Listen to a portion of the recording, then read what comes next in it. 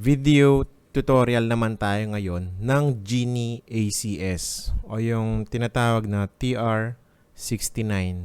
So ano nga ba itong TR69? Isa itong server na kung saan pwede kang mag-monitor, mag-provision, mag-control ng mga TR69 devices natin.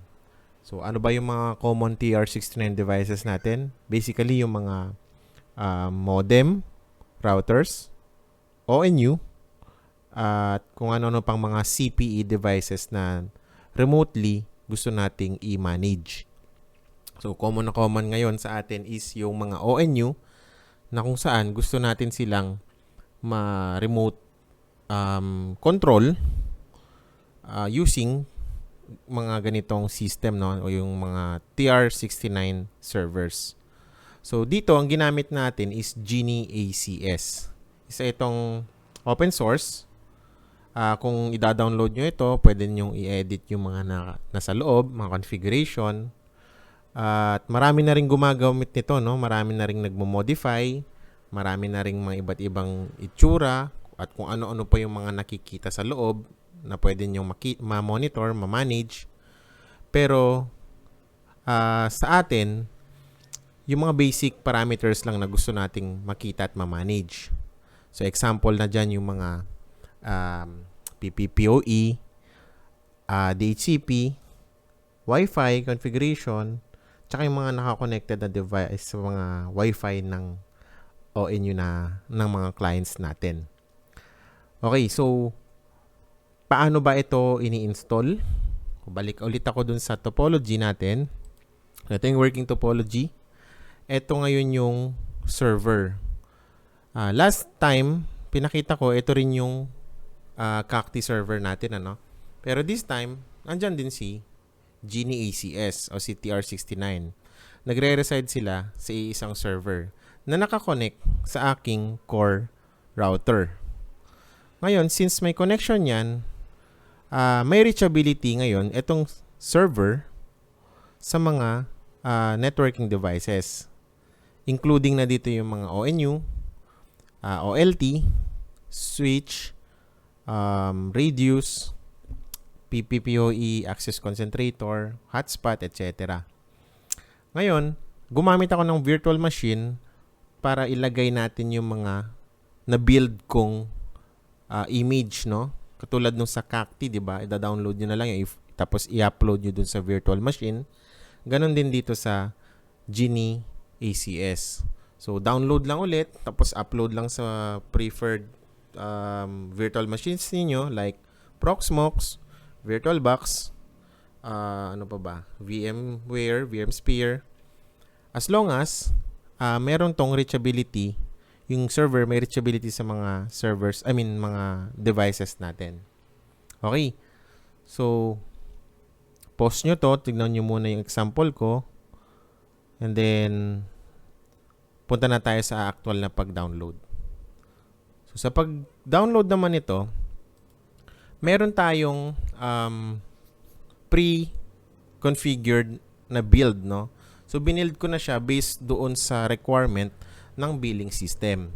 Kasi by default, pag dinownload mo to, in-install mo sa isang operating system like Linux, wala pa yung configuration sa loob. Yung default lang talaga.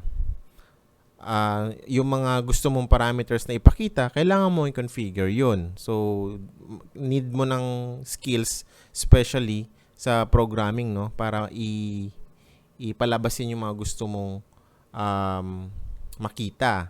Tapos, karamihan pa sa mga parameters or configurations is vendor compliant. So, dapat alam natin yung proprietary syntax ng mga vendor, no?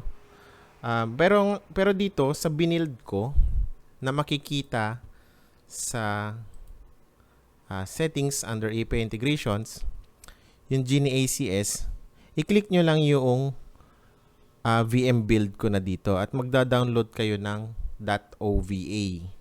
Okay, yung .ova na yon, gaya nung Cacti, pwede nyo i-upload na ngayon diretso sa virtual machines. Tapos iraran nyo lang, yun na yun. And then, pag nirun nyo na, automatic kukuha na yun ng IP sa isang DHCP server. In our case, dito, si core router ang magbibigay ng IP papunta sa server or sa Genie ACS. So, make sure na magpo-provide siya ng DHCP. Tapos, static nyo na lang para yun at yun na yung pinaka-IP ng Genie ACS server natin. Okay, so pag na-download na yan, i-run nyo lang sa virtual machine ninyo. And then, ito, meron na ako na ready. So, pagka-run mo, yan na yun. So, wala ka nang ibang gagawin, no? Hindi ka na magko-config na sa loob kasi, again, na-pre-build ko na siya. Again, expectations, no? Hindi tulad ng iba na sobrang complicated sobrang sophisticated ng mga parameters na nakikita sa loob. Kaya kung titignan mo yung loob nito, so puntahan lang natin yung kanyang IP address. Ito yung nakuha niya sa DHCP server. I think ito yan. Tapos, colon 3000. Yan yung port ng web server niya. Yan. By default, admin lang yan. So, ganun din sa Genie ACS, admin by default yan. So, hindi natin binago yon. Tinawag ko lang tong Project 69 pero si Genie ACS to. So, login. So, makikita mo, default siya tulad ng Genie ACS, no? So, sa device, makikita mo, ito lang yung mga pinalabas kong parameters. Kasi, hindi naman tayo dito sa dashboard ni Genie ACS mamanipulate or magmo-monitor, magmamanage. Hindi tayo dito. Yung iba, alam ko, marami na kayo nakita na mas maraming information dyan. Yung mas maganda yung isa kasi ang dami nakikita. Okay lang. Ang akin dito is yung build natin is compatible sa billing system. Okay? So, kung i-click mo isa, kung napansin nyo, meron na kagad, mamaya tuturo kung paano nagkaroon yan. So, sa loob ng isang modem, o dito muna sa labas, makikita mo lang dito yung transmit, receive, temperature, manufacturer, etc. No? Tapos online siya. Kailan siya huling nakita. Ito. So, sa build natin, nagre-refresh to every 1 minute, no? Para chine-check niya kung buhay pa yung modem or hindi na. Okay, so kung pag-i-click natin siya, ito lang yung basic na makikita mo under that device. Again, sa iba, alam ko nakita nyo ng iba, marami kayo nakikita dyan. May mga tables pa, may mga columns na kung ano-anong information, Nandun yung mga PPPoE, DHCP, Wi-Fi configuration, device connected, etc. So, dito, sa build natin, wala kayong makikita. Again, hindi kasi dito ang monitoring natin, kundi dun sa billing system. Okay? So, ganun pa naman. Same lang naman yung mga iba dyan. Ito, hindi ko na dinagdagan. Pero, gusto nating i-point out dito is yung billing system. Paano ba siya makikita ni billing system? Pero bago yon, i-provision muna natin yung modem para kumonek dito. So, sa pag-provision ng modem, unang-una, kailangan mong i-set up yung modem. So, for example, ito, connect tayo sa isang modem or ONU. Ngayon, papasukin natin yung kanyang web, no? Yung GUI niya. Alam ko sa inyo, may mga magtatanong, Sir, kailangan pa bang i-set up yung modem para makita nung TR69? Unfortunately, as of now, yes. Kasi hindi tulad ng ibang system na kapag sinalpak mo lang, kahit factory reset siya, mapoprovision na siya ng basic configuration, no? Like PPPoE o kaya TR69 configuration. Dahil yung mga ganong technology gumagamit ng OLT, OMCI, no? Si OLT ang nagpo-provision nun pag naamoy niya yung modem. Okay, so NMS yun technically. Pero dito, since si TR69 ay hindi naman totally OLT proprietary, kumbaga open siya to all, So we need to configure, provision yung mga modems natin or any CPU devices to have TR69. So maraming pamamaraan paano gawin yon. Nabanggit ko na si OLT, no?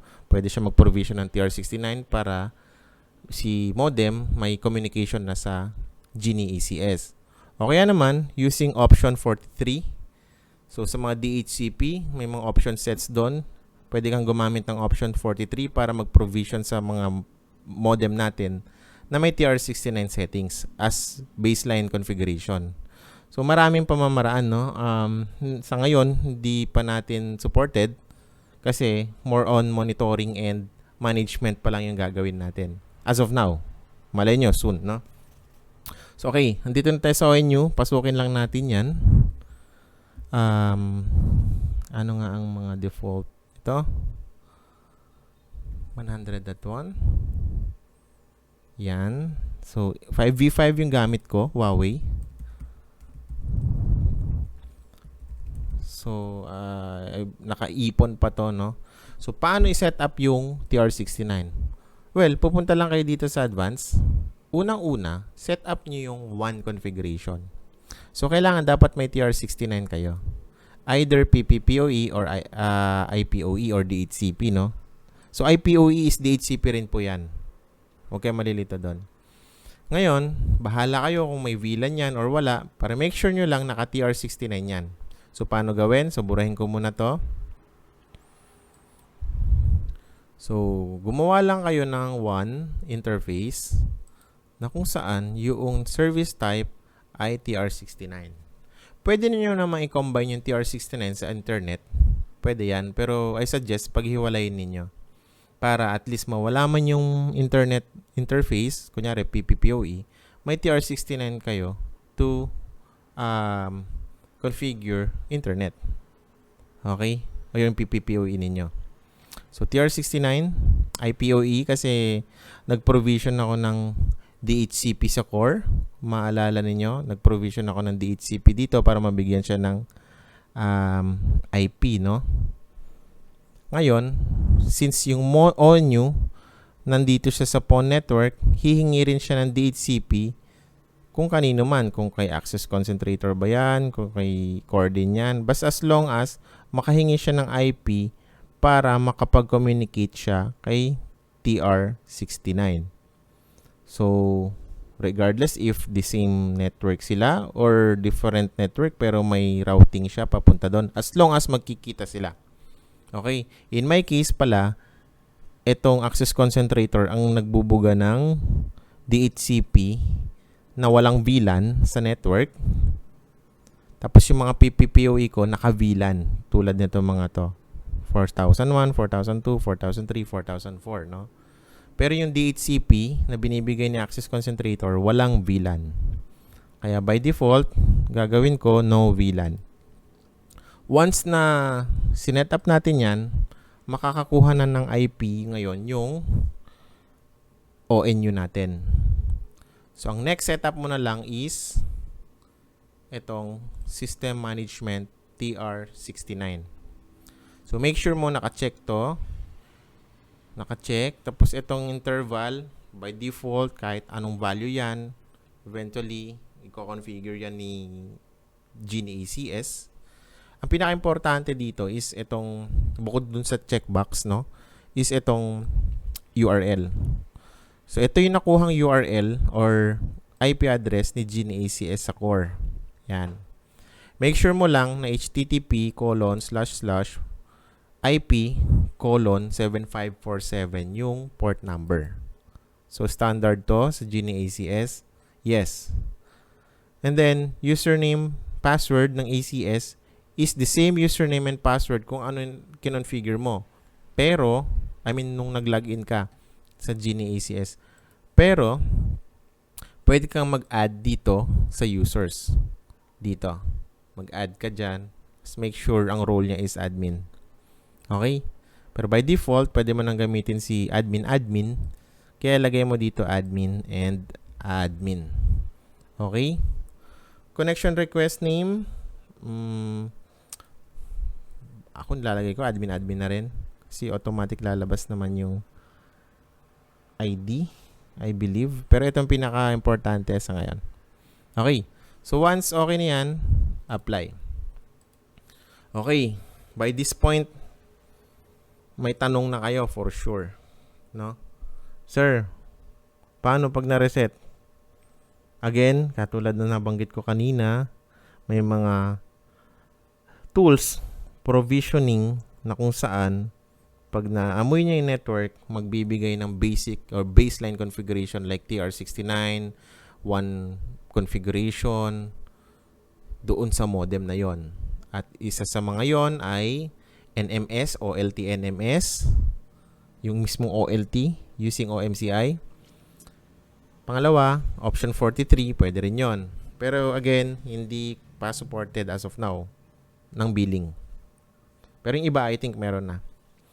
So, ayun.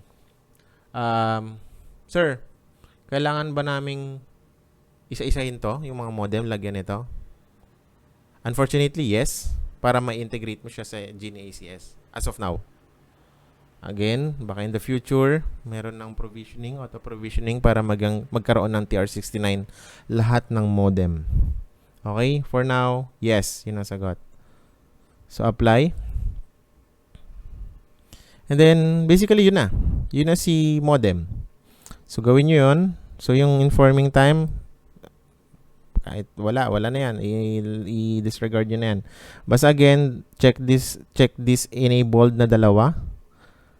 ACS URL 7547. Yung port, admin by default. And then, apply.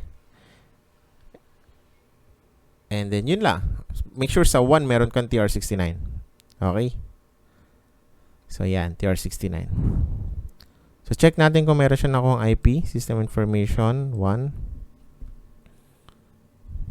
And meron. 1010. So, tignan ninyo. Magkaiba yung IP ng GNACS 192.168 sa nakuhang IP ni TR69 via DHCP rin. Kasi, again, dito niya nakuha yon. Dito ako naglagay ng DHCP for TR69 pababa sa mga on-new.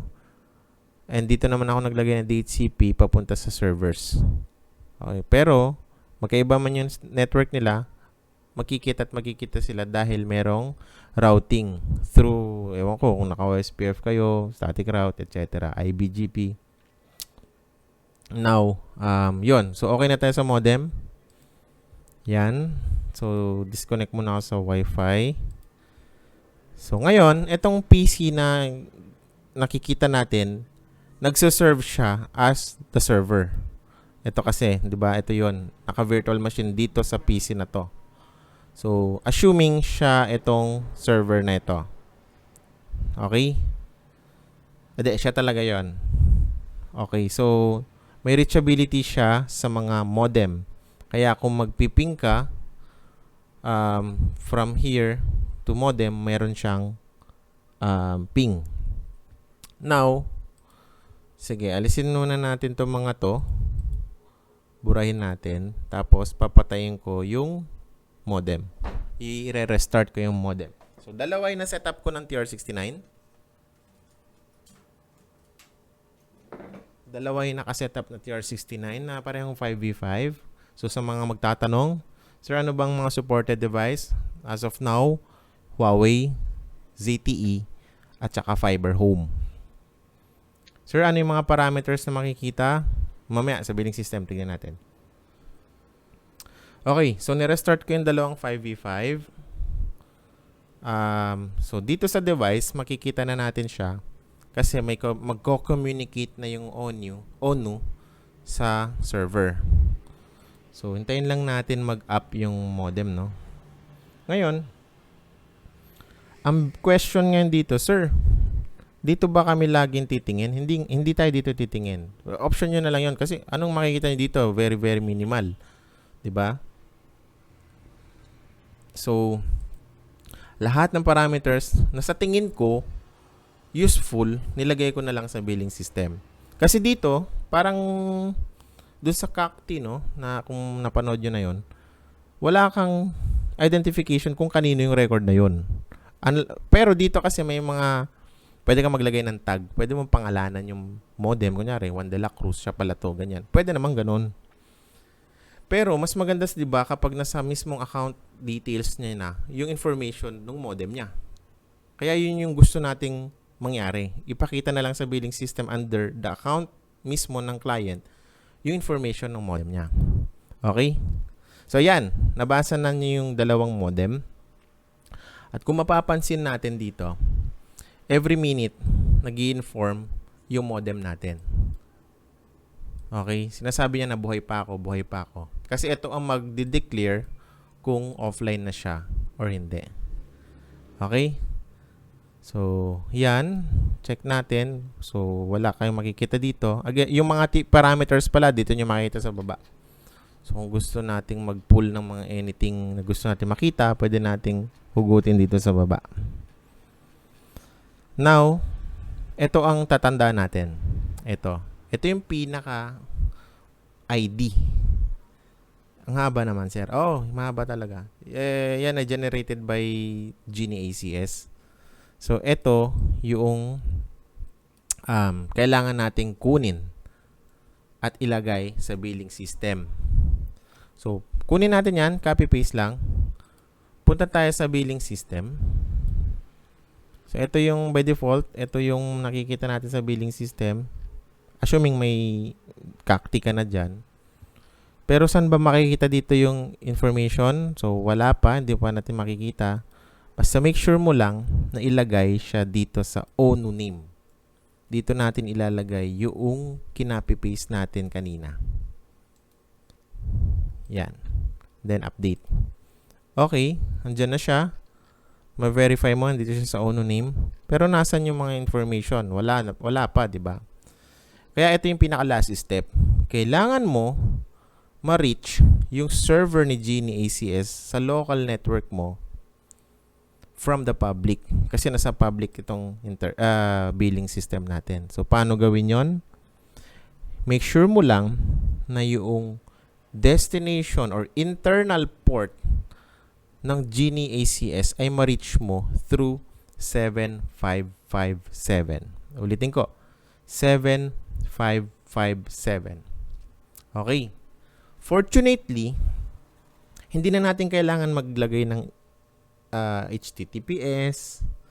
Hindi na natin kailangan maglagay ng reverse proxy kasi para magkaroon siya ng SSL. Hindi na natin kailangan yon. Yun ang kagandahan. Pwede natin gamitin na dito yung mga port forwarding. Basta ang target natin is 7557, ano? So, port forward mo dun sa server ng Genie ACS. Basta sa port 7557. Ngayon, na maximize ko yung mga nabibili nating VPN, no? So, pwede ko palang gamitin yung VPN. So, na-maximize ko yung paggamit ng VPN ng API supposedly ng MikroTik. Ewan ko kung paano nyo didiscarden. Pero ang ginawa ko is ganito. So, sa settings, kailangan natin lagyan ito ng value. Ito yun. So, fortunately, meron akong VPN. Ito. At yung port number na to ay for API ng MikroTik. So, paglagay ko dito, sa API ng MikroTik, ito papasok. Pero, dinesable ko yung API ng MikroTik. Tapos, pinort forward ko ulit. Papunta naman sa 7557. Kaya nakarating siya sa Genie ACS. Okay? So, pwedeng ganon. Kayo, it's up to you kung gagamit kayo ng public IP o basta makarating siya sa Genie ACS port 7557. Yun lang ang bottom line doon. So, ayan, nakapasok na tayo. Paano natin ma-verify? So, balik tayo dun sa customer. Yan. So, kung mapapansin natin, meron na ngayon isang maliit na box na nandito yung information ng modem or TR69 ONU details. So, kung ano yung nababasa natin dito sa device, siya rin yung mababasa mo dito. Ay, sorry. Yan. Huawei 5V5 app 48 degrees 19 2dB. So siya rin yung mga usually na nandito. Ito siya, 'di ba? Tapos, pag i-click mo ngayon yung box na yan, o kaya yung arrow na to, lalabas yung other information. So, dito lalabas yung last inform. Pwede mong i-reboot. Pwede mong palitan yung PPPoE, username, password, VLAN. So, kung mapansin nyo, walang laman yung mga passwords kasi by default, hindi ina-allow ng standard na makuha mo yung password from the TR69 CPEs. Unless otherwise, ikaw mag-set from here. Lalabas yung password. Okay?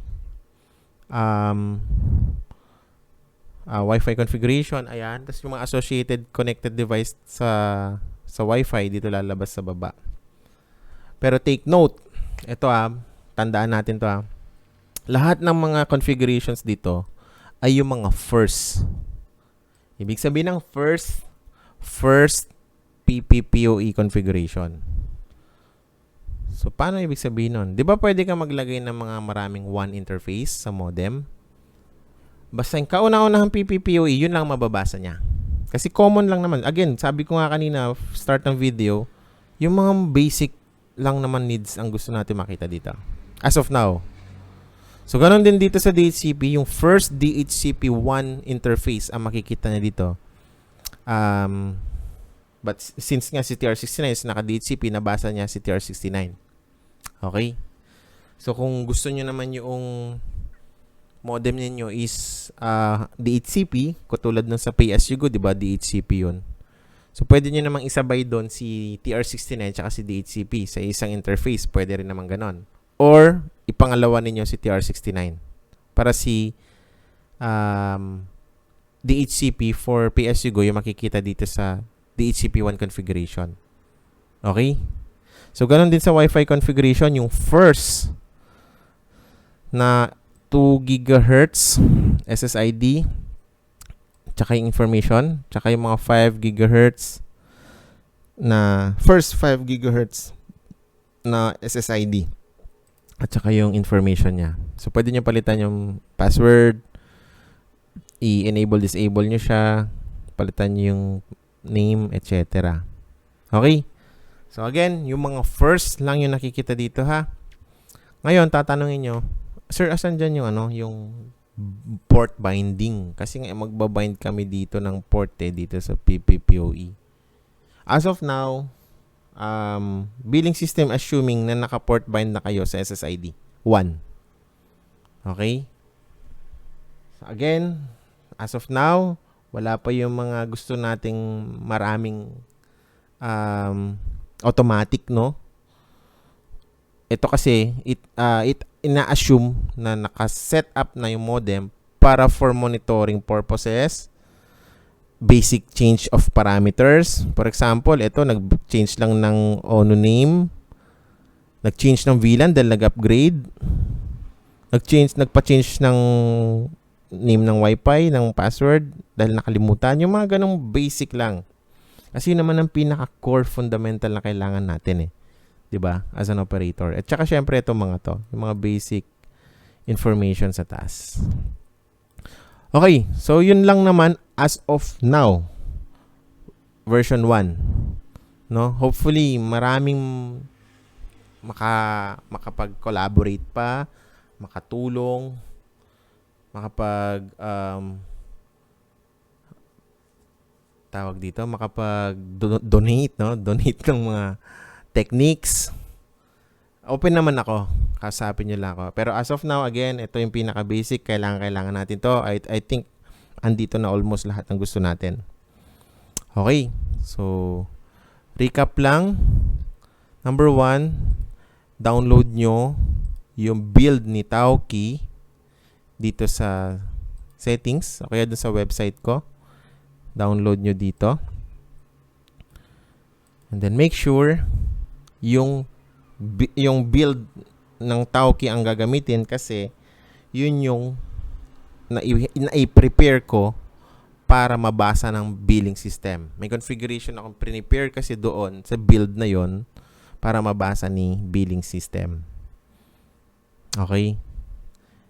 And then, na pangalawa is set up yung ONU or any CPE na capable siya mag TR69, na makakakuha siya ng DHCP from a DHCP server, no? Para ma-set up natin yung TR69 afterwards. Okay, dapat makakuha siya ng IP, either DHCP, PPPoE, and then second is i-set up yung TR69 settings.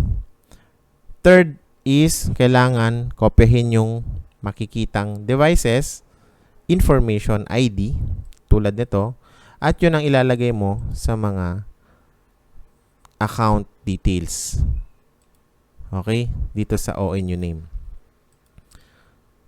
And then, last is kailangan ma-integrate yung Genie ACS sa billing system sa maraming pamamaraan as long as reachable from public or from billing system to the Genie ACS server via port 7557. At pag okay na yon, lalabas na yung mga information tulad nito. Okay? Now, sir, paano malalaman kung offline siya? Mawawala lahat yung mga data dito.